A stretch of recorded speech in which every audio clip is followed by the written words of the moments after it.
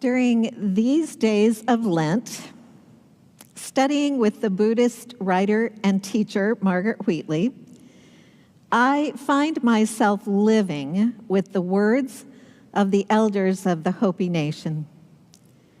These words form the introduction to Wheatley's book, Perseverance.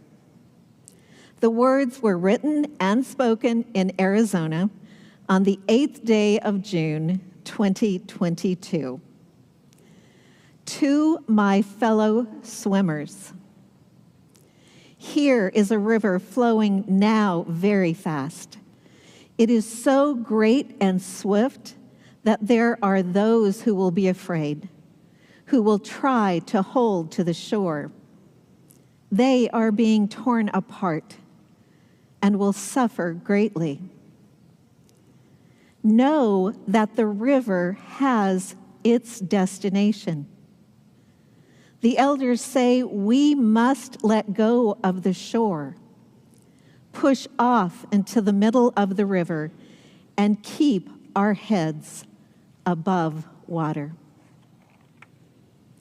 There are 5 stanzas to this program, and living with the elders' words, adding 1 stanza per week during Lent, is a way of enriching my belief in the divine and in the sacred flow that is in and through all of life on this earth and beyond. The flow the elders speak of is forever finding its way forward as it explores and unfolds into what has never been before. And yet this flow, I am learning, has seen the world change again and again. The flow carries the wisdom of the ages in its depths, and it is the way our souls, our lives, our communities are made of the divine in the past, in the future, and in the here and now. Ever since I began to stretch my understanding of the divine through the sacred flow over 20 years ago now, it has been moving like the current of a river that flows in and through all of my life. I really never know where it will take me. I never understand when and why I will become acutely aware of it, and I am still surprised when I feel it in my life and when I see the evidence in our communal life together. What I do know is that I have come to trust this sacred flow. And in these difficult times, I find myself continually looking for where the sacred flow is in the here and now. In an effort to understand more about the flow and the earth itself in this season of Lent, I have begun wondering when and where I first became aware of its existence. I think I began to understand it on a very elemental level as a child. Growing up, as you all have heard, where the Snake and the Columbia River flow together, made me very aware of how these majestic streams of water merge into one great river. Learning about the ancient civilizations and people across the world, I was fascinated by the ways in which they are so closely tied to the earth. They had a sense of place.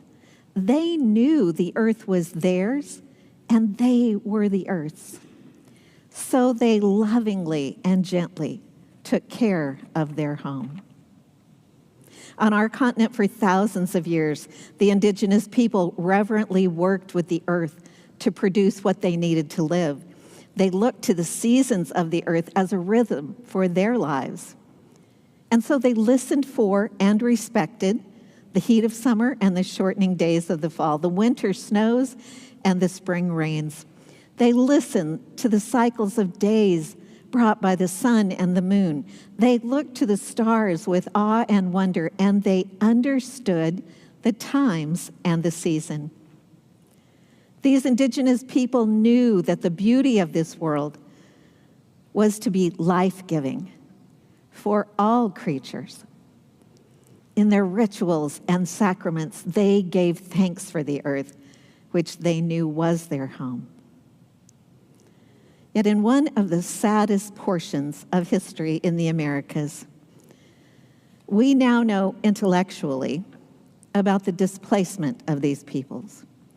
Through conquest and colonization, they were pushed further and further away from their sacred places. And the loss of their lands and homes broke generations of people whose wisdom went far beyond our own. Taking away their homelands and their very lives meant they had to fight to exist. They had to fight to exist in places that were unfamiliar. They were uprooted, and each time they were moved, they were left to find their way alone.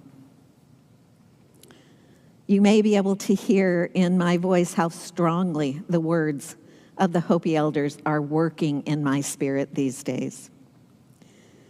This week, I have also again been thinking of the Celtic theologian J. Philip Newell. If you've been here a while, you know that Newell is very important to me, to Reverend Michael, and to our community of faith. Newell insists that the invitation for us right now is to simply let go into the flow of the one deep within us, the one who is and was and always shall be. Newell says this is the subterranean river of God that courses in and through all things. When I read these words, when I write these words, this sounds so wonderful, doesn't it? And on many days, I truly believe, I can simply breathe into this flow. Yet in reality, it is a big step for each one of us to decide to let go into this sacred flow. One of our biggest questions and major concerns always is, where is the river of God taking us? Will we be safe, and will we know when we have arrived at our destination? Many of you know that several years ago, I fell into the Papaquai River in Costa Rica. I should never have been on the river that day because the usual 2s and 3 rapids had turned into 4s and 5s with the torrential rains we'd had all week. Bear in mind, I'd never been river rafting before, not even on some little stream somewhere. I remember standing on that shore and thinking, dadgummit, Laura, just lay your pride aside and say, I'll just go back with that driver wherever he's going, and I'll see you all later. Our wonderful Costa Rican guides had given us very, very careful instructions. They told us, if you end up going out of the raft, do not fight the flow of the river. If you fight the flow, you will die. And with that ringing in my head, I cannot tell you what it took for me to step off that shore and get into that raft. But about 2 hours into that beautiful trip, and it was beautiful, I was having the time of my life, I went out of the raft at the top of the first Coffin Rapids.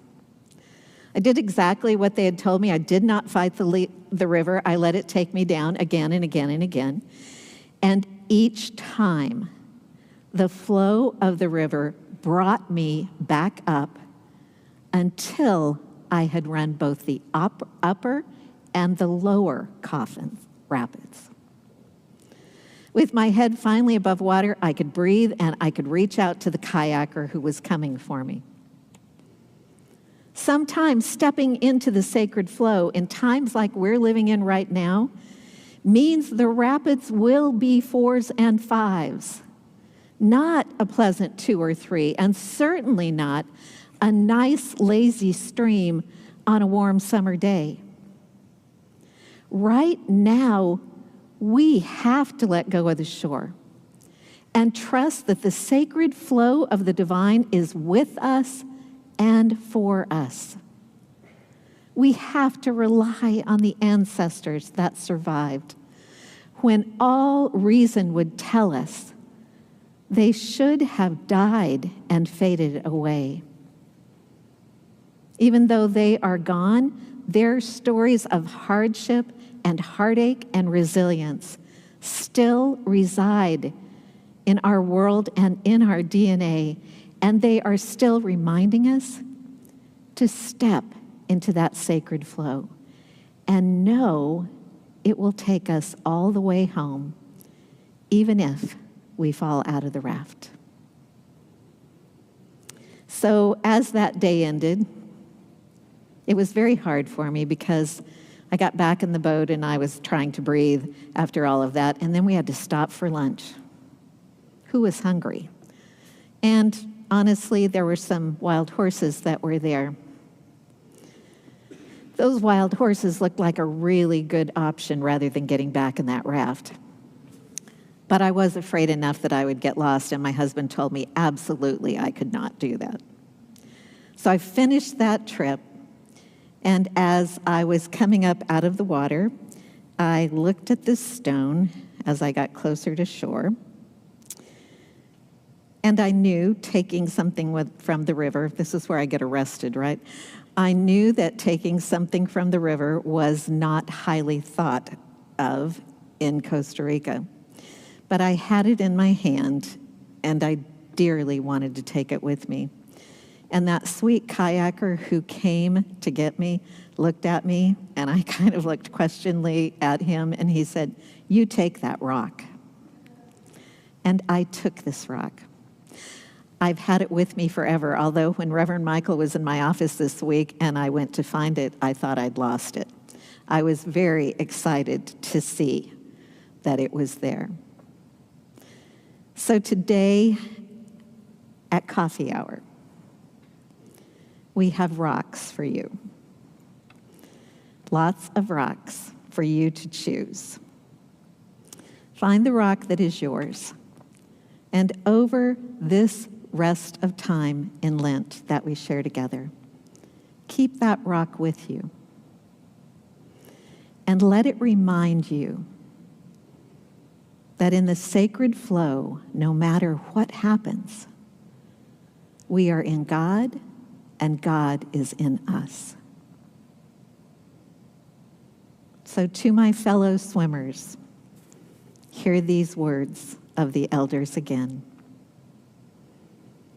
Here is a river flowing now very fast. It is so great and swift that there are those who will be afraid, who will try to hold on to the shore. They are being torn apart and will suffer greatly. Know that the river has its destination. The elders say we must let go of the shore. Push off into the middle of the river and keep our heads above water. May it be so. May it be so for all of us.